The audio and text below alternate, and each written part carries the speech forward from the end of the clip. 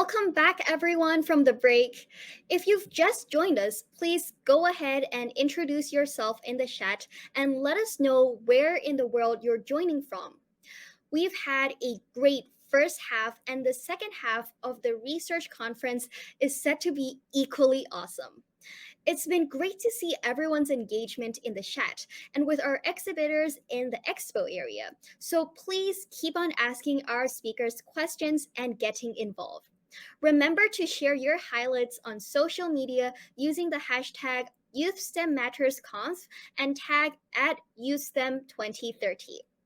Now, I would like to welcome our next speaker, Jacqueline Prawira, who is a student researcher and developer of sustainable materials. Jacqueline is a high school senior and student researcher. For 5 years, she has focused on solving the plastic problem by upcycling everyday waste. And she believes that a circular economy is a key to a sustainable future. In her free time, Jacqueline enjoys reading, biking, and playing with her dog. Now, this will be a Q&A format, so if anyone from the audience has any questions, please feel free to post them in the chat.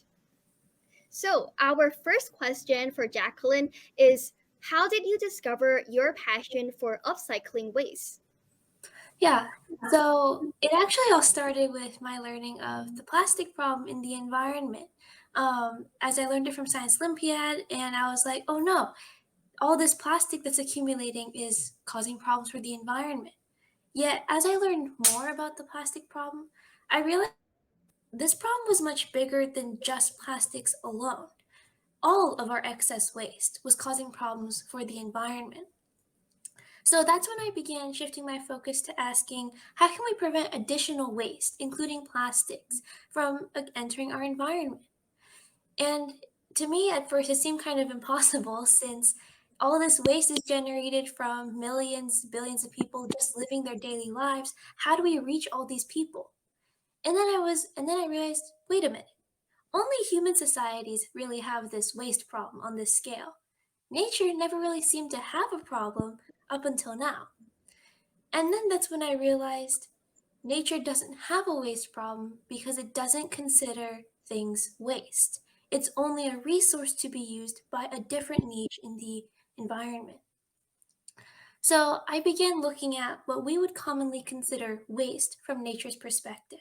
And I began asking, how can this be made useful? And essentially, that question got me started on the past 6 years of developing more sustainable materials by upcycling everyday household waste in order to prevent any additional waste from accumulating. Thank you very much. That was very inspiring. And I love how you said that nature doesn't consider things waste. I mean, I guess we've never really thought about that. So, to follow up on that, why did you decide to pursue STEM research and especially at such a young age?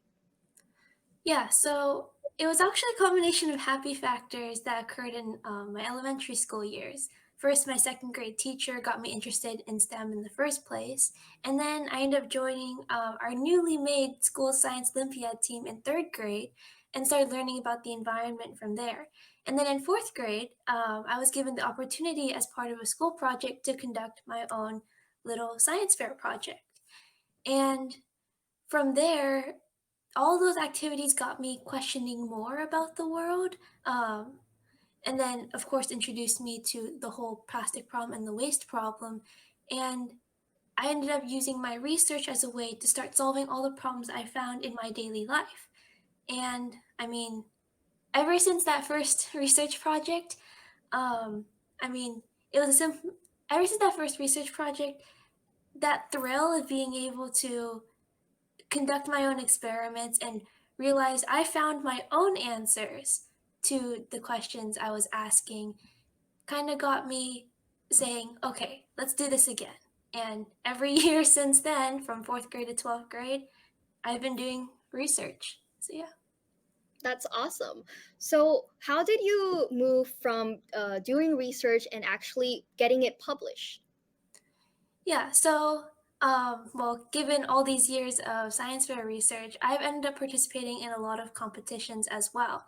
Um, Partly also because, I mean, one, I was introduced to it through the school system and having me enter through the county science fair and then progressing from there.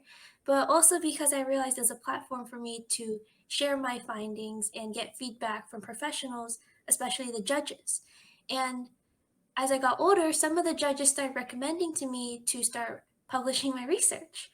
Um, and so I started seeking out these opportunities, and my opportunity finally came actually with the Youth STEM Matters Research Conference back in summer 2021. So I applied as part of the research showcase, and to my surprise, I actually won the research award. And that was my opportunity to publish my project in the Youth STEM Matters Research Journal. And it was my first time publishing. And but I will say that it was a great learning experience from there. Wow, that's very interesting now that you've come full circle and you're back here at the research conference.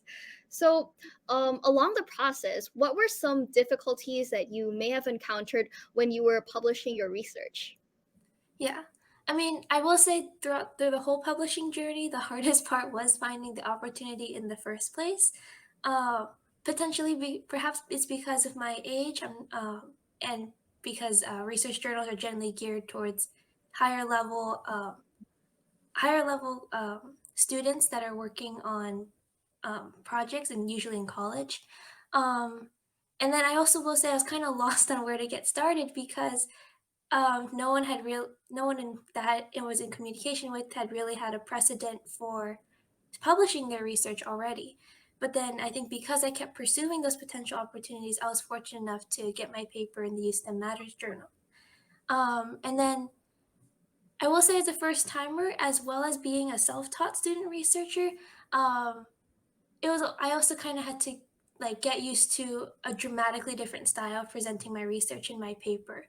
Um, Basically, I'd been going along with what I noticed that the formats people were most interested in. Basically, I was kind of it felt a little bit like it was being tossed headfirst into a brand new environment. But I will say that kind of that shock was probably what I needed to open my eyes to, hey, here are some of the flaws in the way it's present. And it's taught me a lot on how to write research papers now. So I can definitely improve on my future works as well. Um, yeah. So, I mean, definitely that perseverance that I had to keep going and learning from all my past experiences was the key to getting through all of this publishing, all this journey to getting my research project published. So, yeah. Yeah, definitely. I think diving headfirst into something is really a good way to learn. Now, with all your experience, what advice would you give to someone who wants to start out in research? Yeah, so I have three primary tips actually. So, number one, when you start, always have a clear idea of what you want to do and also a concrete deadline. So that way, from where you are to that deadline, you can plan out how that research will progress. I will say that because without a clear starting idea to start off with, you're kind of just lost in limbo, figuring out what to do. And then without that solid deadline, it's also too easy to kind of drift off and then end up not getting things accomplished at the end of the day. Number two, don't while you have to have a clear starting idea, I will say to never be afraid of embracing new knowledge and new ideas to enhance your research, because one of the beauties of STEM is that we're constantly building upon the things that came before us.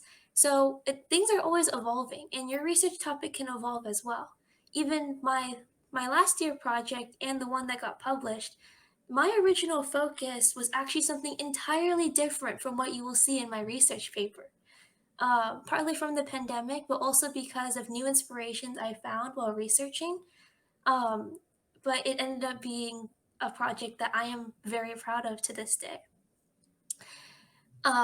And then number three, I'd say, is to, once you get started, to always keep working regularly. Um, and then because number one, it keeps your mind thinking about your research project and everything that you're doing, and can help you come up with new ideas the more you spend time working on it.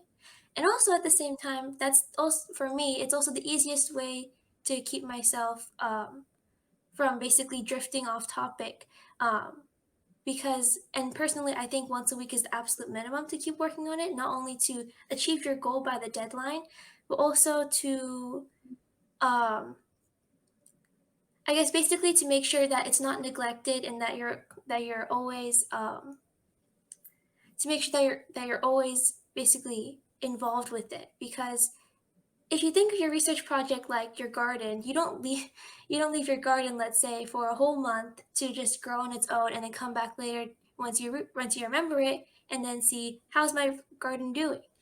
The research project, you have to tend to it very carefully, and yeah, I mean, that's all. I mean, hard work is always a part of it to make sure that you cover all your bases, and I guess to transform it into something that potentially could have real world applications. So yeah.